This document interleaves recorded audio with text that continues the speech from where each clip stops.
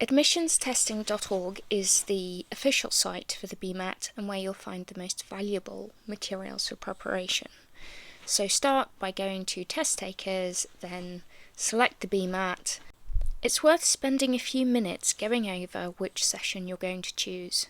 If you're applying to UK universities, you have to choose the October session.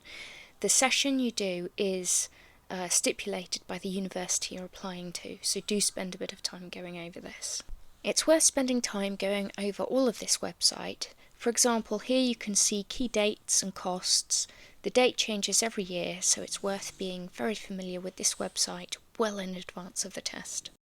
This is the preparation part of the website, and it's worth going over each one of these sections. But the practice and past papers are, without a shadow of a doubt, your most valuable resource.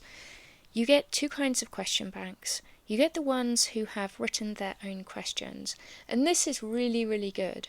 However, they often don't reflect the same difficulty as the questions you get in the BMAT. And the other kind of question bank is the kind that uses questions from past papers, so then it does reflect the difficulty, but then you lose this fantastic revision source. Strange as this may sound, preparing for the BMAT is a little bit like learning to dance.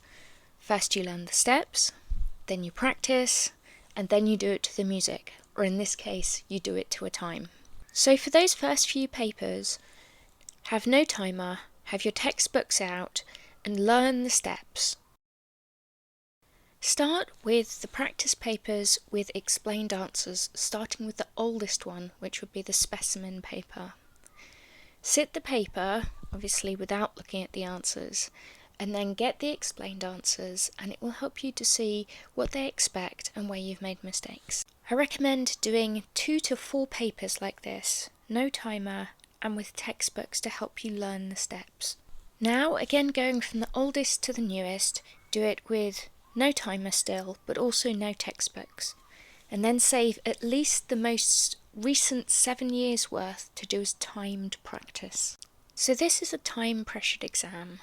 In section 1 you have 32 questions and 60 minutes to do them, so that's about 1 minute 50 seconds per question. Section 2 is the most time-pressured with about 1 minute per question. And section 3 you have 30 minutes, but you need to break this down into 10 minutes to plan your essay, about 15 minutes to write your essay, and then a final 5 minutes to check your spelling, grammar, sentence structure, you haven't made any mistakes or missed anything out.